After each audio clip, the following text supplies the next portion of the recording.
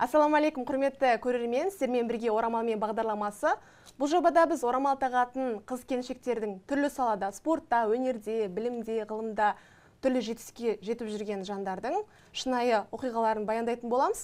Бүгін біздің студияда қонақта Қазақстан Республикасы чемпионатында дәстүрлі садақ атудан бірнеше мәрте чемпион, және Азия кубогы, көшпенділер ойыны, дала мергені жарыстарының жүлдегері, Фетих купасының чемпионы және күні кеше Корея мемлекеті Ульсан қаласында өткен әлем кубогының жүлдегері, алтын тұғырда үздік спортшы атағын алған Айкөркем Батихан. Айкөркем ханым, студиямызға қош келдіңіз. Қош көрдік, рахмет. Өзіңізді таныстырып өтсеңіз? Менің есімім Батихан Айкөркем. Осы дәстүрлі садақ ату бойынша садақшы спортсменкамын. Ұлттық құрамада бармын. Атырау қаласының тумасымын. Жалпы оқимын қазіргі таңда және садақ атуды бірге қосымша алып жүрмін. Қазір жасыңыз? Жасым 21-де. Өте керемет, жасыңыз 21-де, жетістіктеріңіз осындай керемет. Спортты қай жасыңызда бастадыңыз? Мен негізі садақ атуды 18 жасымда бастадым, 2022 жылы. Оған дейін таэквондомен айналысқанмын. 2 жылдай ол где-то 12-14 жасымда сол шамада бастадым. Спортпен жиі шұғылданғандықтан осы дәстүрлі садақ атуға келуді ұйғардым. Үнемі бір ізденіс керек болғаннан кейін. Солай 18 жасымда бастап қазір 4 жылдай болып қалды айналысқаныма. Ал осы дәстүрлі садақ ату спортына қалай келдіңіз? Басқа спорт емес, садақ спорты ерекше. Дәстүрлі садақ атумен менің ағам айналысатын, өзімнің туған ағам Бақберген Сәлімов деген. Сол кісіден үнемі көретінбіз, бірақ ешқандай қызығушылық танытпаған екем Атырау қаласында жүргенде. Кейін осы Астанаға оқуға түсу себебімен келгендіктен ағам садақ ату әлеміне мені апарды, өзінің жаттығуларына көрсетті. Солай махаббатым ашылып, садақ менікі деген ой келіп, қазір дәстүрлі садақ атумен толыққанды кәсіпқой түрде айналысамын. Ең алғаш сол Сәлімов Бақберген ағам мені садаққа тартты. Кейін бапкерлерім Ахметов Диас, Қанат Қасымхан ағайларымыздың қолдауымен одан әрі махаббатым арта түсті осы садақ атуға. Ал садақ атудың басқа спорт түрлерінен ерекшелері қандай болды? Енді соған дейін таэквондо спортымен айналыстыңыз. Дәстүрлі садақ ату ол жасқа қарамайды. Яғни 7 жастан 70 жасқа шейін айналыса береді деген біздің сөзіміз бар. Және қыз баласының нәзіктігін сақтай отырып, физикалық бір ауырлықты қажет етпейтін сала болғаннан кейін кез келген қыз баласы айналысып кете алады кез келген жаста. Сол жағынан ерекшеленеді деп ойлаймын. Яғни қолыңда садағың мен оғың болса, және өзіңде бір сондай ішіңде ниет болса, жеңуге деген, жарысқа шығуға деген, және көк туымызды желбіретуге деген өзіңнің ойың болса, жігерің болса, осы садақ атумен кез келген адам айналыса алады. Сол жағынан ерекшеленеді деп ойлаймын. Мысалы, басқа спорттарда бокспен айналысу үшін, дзюдомен айналысу үшін кішкентай кезіңнен айналысып жүруің керек қой. Бірақ садақ атуда, мысалы, 20 жаста бастауға болады, одан ерте бастауға, тіпті 30-ға келіп балаңыз болса да бастап кетуге болады. Яғни сол жағынан жас ерекшелігін талғамайтындығы. Және адамның состояние дейді ғой, жағдайын қандай өмірлік сипаттағы, статустағы адам болса да айналыса бере алады. Және садақ ату спортының басқа спорт түрлерінен ерекшелігі қандай? Енді сіз осыған дейін таэквондо спортымен айналысып көрдіңіз дегендей.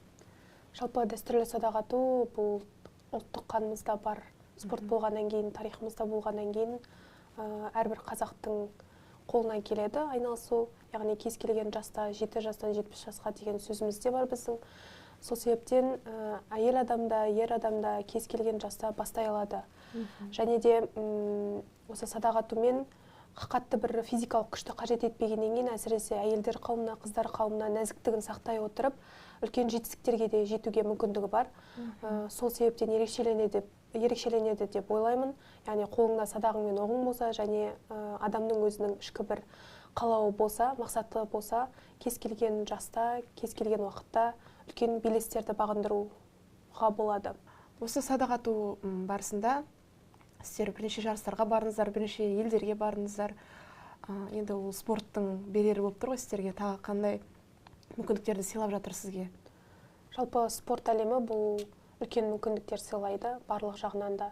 Яғни мемлекет сені толығымен қамтамасыз етеді, саған стипендия береді, егер сен жақсы нәтиже көрсетіп, көк туымызды желбіретіп жүрсең, көп есіктер ашылады. және халықтың арасында да құрметтің артады. Спорттың осы дәстүрлі садақ атудың маған берген үлкен мүмкіншілігі бұл біріншіден ортам, яғни жақсы адамдардың, жақсы тұлғалардың ортасына тап болдым деп айта аламын. Ол тап болған ортам менің өзгеруіме, менің өмірімнің қалыптасуына да әсер етті.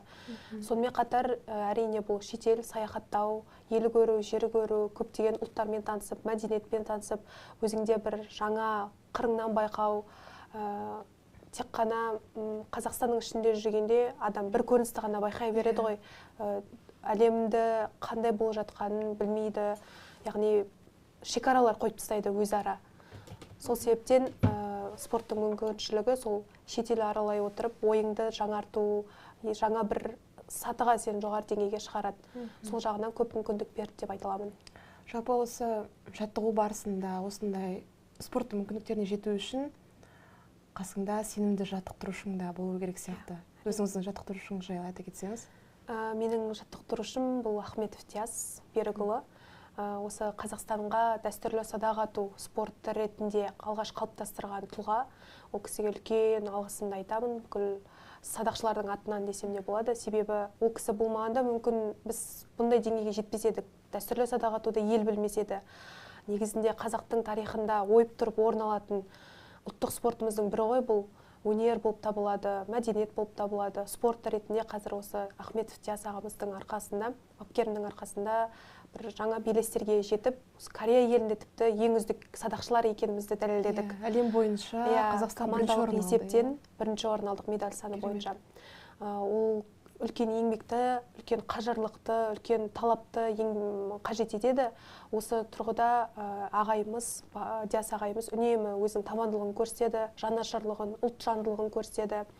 Алғаш сол садаққа келгенде үнемі менің характерім, мінезімді байқап, үнемі мен соған мақтайтын, сенде бір қайсарлық бар, сенде бір мінез бар, сонымен сен жетістікке жетесің деп. Сенімділік береді үнемі.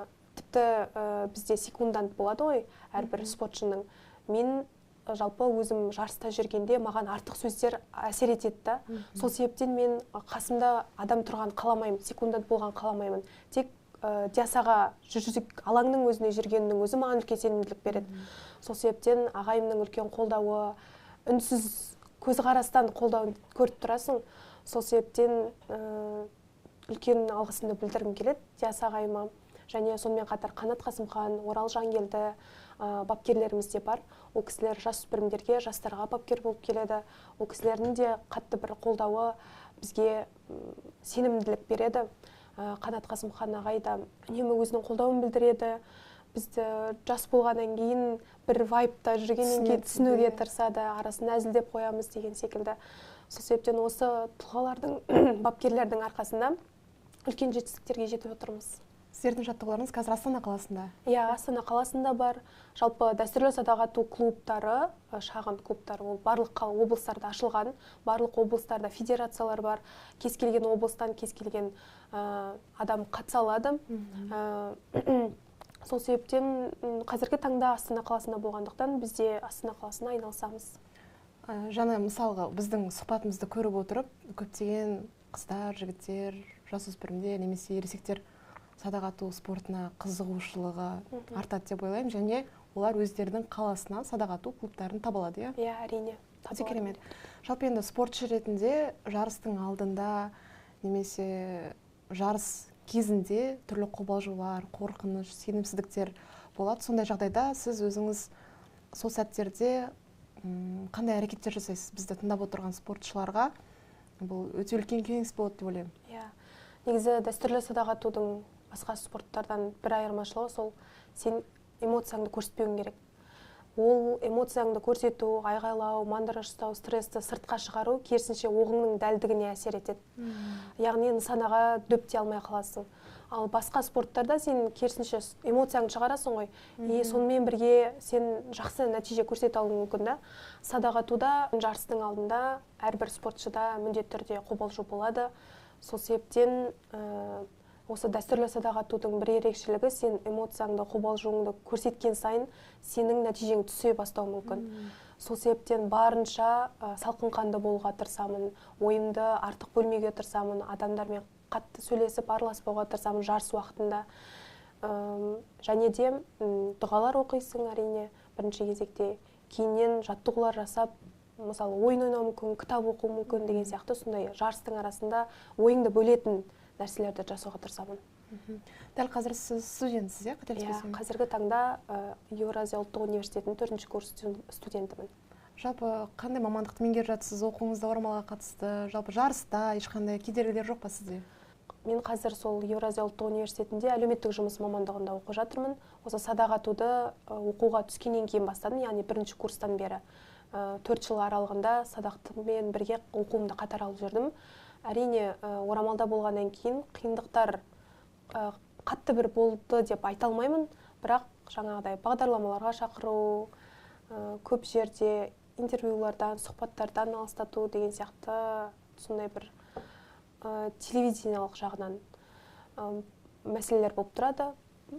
Оқуда да негізі қазір енді көп адамдар толерантты болды ғой, қалыпты қабылдайды орамалды, қоғам өзгере бастағандықтан. Сол себептен орамалыма кедергі жоқ ешқандай. Және бірінші кезекте ол адамның өзіне байланысты деп ойлаймын. Егер сен соған орамалыңа сай әрекет көрсетіп жүрсең, нәтижеңді көрсетіп жүрсең, адамдар саған тіпті орамалыңдың кедергі екенін де байқамай қалады. Сол себептен бірінші адам өзін көрсете алу керек. Сол кезде ешнәрсе кедергі емес деп ойлаймын. Сіздің өміріңізде орамалдың мәні қандай? Орамал бұл мен үшін Аллаға мойынсыну деп түсінемін. Яғни кейбір адамдар орамалды бір өзінің қалауы, өзім қалауыммен келдім, өзім таңдауыммен келдім десе, ол менің түсінігімде ондай емес. Алла тағала бізге орамалды парыз еткеннен кейін бөлек бір құлшылық ретінде қараймын. Орамалға келгеннен кейін өмірімде көптеген өзгерістер болды. Яғни көптеген жетістіктерге жеттім, жолым ашылды, өзім түзелдім деген сияқты. Сол себептен орамал мен үшін бір Алла тағаланың маған берген мейірімі деп қабылдаймын. Сол арқылы көптеген жақсы өзгерістер болғаннан кейін. Садақ атудан басқа өзіңіздің басқа сүйікті істеріңіз бар ма? Қандай істермен айналысасыз? Жалпы садақ атудан басқа өзім қосымша спорт түрлерімен айналысам, яғни фитнесқа барам деген сияқты. Және кітап оқимын, көбіне шығармашылық жұмыстармен айналысқан ұнайды, яғни сурет салу, миды тынықтыратын хоббилар ұнайды қаттырақ. Сонымен қатар құмыра жасау деген сияқты. Негізгі фокустың барлығы спортта болғаннан кейін қатты бір уақытым болмай қалады. Сол себептен барынша сол садақ ату болып тұр қазіргі таңда. Жаттығуға қанша уақыт бөлесіз? Жаттығу жарыс барысына байланысты. Егер жарыс жақындаған сайын әрине жиірек бола бастайды, және біздер оқу жаттығу жиынына кетеміз дегендей. Жалпы жаттығу былайғы күндері аптасына 3 рет немесе 2 рет 2 сағаттан болып тұрады. Кез келген сол алаңға барып, өздеріміздің алаңдарымызға барып дайындаламыз. Осындай құрамада жүріп, және де оқу оқып жүріп, жарыстарға шығып, барлығын қатар алып жүру сізге ешқандай қиындық тудырмай ма? Әрине қиындық тудырады. Және бір қиыны сапардан кейін сол бір қайтадан рутинаға кіру өте қиын болады. Себебі сабақтарым қалып қояды. Сонымен қатар сессия деген нәрселер бар, солардан қалып қою мүмкін арасында. Сондай жағынан қиындықтар болып тұрады, бірақ енді барынша мұғалімдерім де түсінеді, қасымда жүрген адамдар да түсінеді, сондай спортпен жүргендіктен. Сол себептен барынша бір өзім сол оқылықты жабуға тырысамын. Спортшы болғаннан кейін отбасының қолдауы маңызды деп ойлаймын. Сіз үшін отбасыңыздың қолдауы қалай көрсетеді сізге? Әрине, әрбір спортшыға отбасы ең бірінші қолдау болу керек, бола алу керек. Себебі ата-анаңның сенің жеңіс тұғырынан көргендегі сезімі ол мүлдем бөлек. Сол себептен менің ата-анам осы дәстүрлі садақ атумен айналысқанымды, осындай жолды таңдағанымды қос қолдап қолдайды. Барынша өздерінің ақпаталарын беріп отырады, үнемі жарыстарымды бақылап, уайымдап отырады. Ол кісілер Атырау қаласында болғандықтан, мен сырт жақта жүргендіктен үнемі бір тақымдарын қысып отырады ғой, мен жарысқа шыққан сайын. Сонымен қатар осы көшпенділер ойыны болғанда, тіпті менің әкем осы Атырау қаласынан сонша алыс жолды тастап, өзінің қызына деген қолдауын білдіруге келген болатын. Сол сәтте мен қатты қуандым. Осындай ата-анамның барына және үнемі осылай қолдайтынына, сол қолдаудың арқасында сенімім де артады, және ішіңде бір бала Айкөркем қатты қуанып қалады негізінде. Қолдауы сізге шабыттандырады. Әрине. Осы көшпенділер ойыны жайлы айта кетсеңіз, садақ ату деңгейі қалай өсіп келе жатыр ма, қандай мемлекеттерде дамып жатыр, біздің дәстүрлі садақ атуда орнымыз қандай, сол жайлы айтсаңыз. Жалпы көшпенділер ойыны бұл ұлттық спортқа бір үлкен серпін берді деп айта аламын. Себебі әлемдер арасында болғандықтан көптеген туристер келді, көптеген қызығушылықтар пайда болды. Дәстүрлі садақ атуға соның ішінде ерекше бір қызығушылықтар пайда болды. Көшпенділер ойынына біздің дайындығымыз жоғары деңгейде болды. Біздер Малайзия елінде оқу жаттығу жиынында дайындалдық. Бір жыл үздіксіз сол оқу жаттығу жиынында болдық. Кейін Алматы қаласында, Астана қаласында сондай дайындықпен жақсы нәтиже көрсете алдық. Ал жалпы дәстүрлі садақ ату бұл әрбір елдің тарихында бар спорт болып саналады. Тарихи бір маңызы бар, өзіндік бір орны бар ойып тұрып алатын. Сол себептен тек Қазақстанда ғана, тек қазақтар ғана садақ атты деген түсінік жоқ. Корея елінде мысалы жумонг бар, біз білетіндей, шетелде де солай, Америка елдерінде де бар. Сол себептен барлық елде дәстүрлі садақ ату өте жоғары деңгейде дамыған.